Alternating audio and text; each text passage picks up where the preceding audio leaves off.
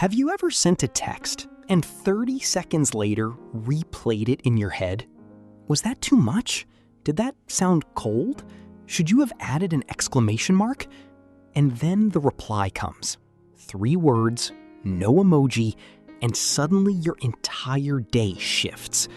If this sounds familiar, you're not broken. You're not too sensitive. Psychology says something specific is happening in your mind.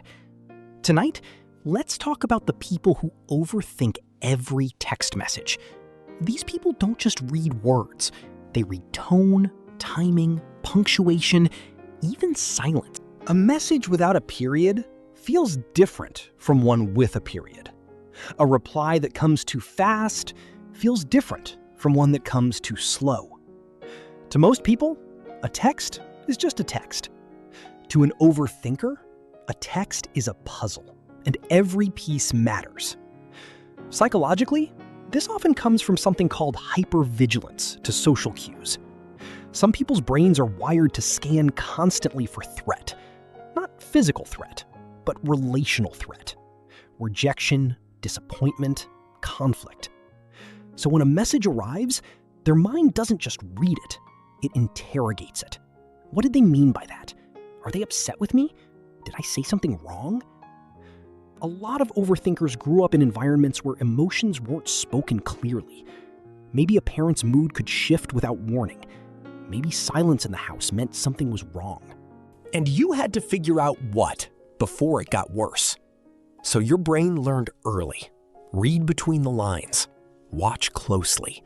Don't wait to be told. Anticipate. That skill made sense as a child. It kept you safe. But as an adult, that same skill turns ordinary conversations into exhausting analysis sessions. A single lowercase k can trigger a spiral that lasts hours. Here's something most people don't realize. Overthinkers aren't overreacting. Their brains are working harder than most, running background calculations most people never notice. Psychologists call this cognitive load, the amount of mental energy spent processing information. For an overthinker, a 2-word reply isn't 2 words.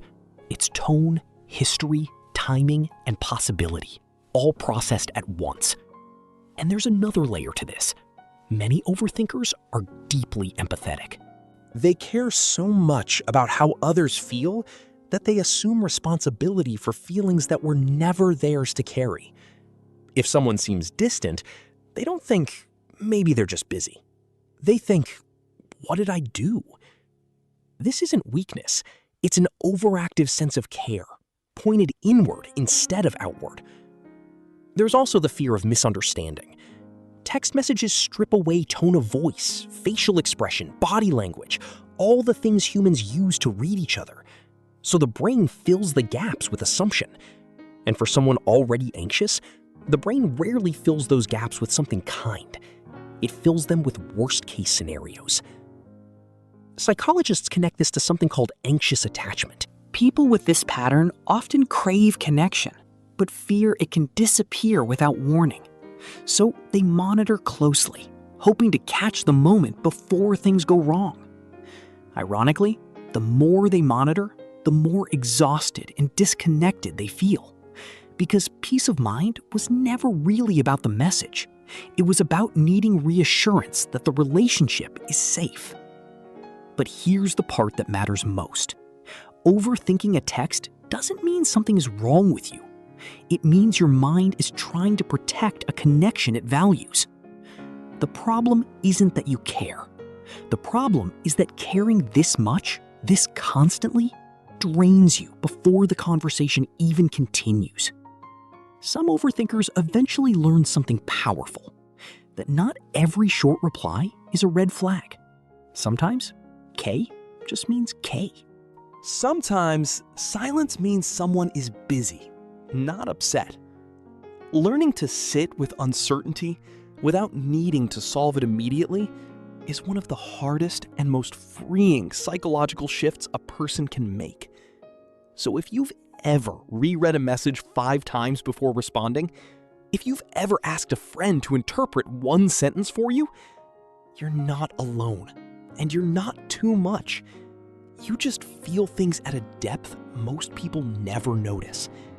And once you learn to trust yourself instead of the punctuation, that depth becomes a gift instead of a burden. So tell me, when was the last time a short text message ruined your entire afternoon? Tell me in the comments. If this made you think different, hit subscribe.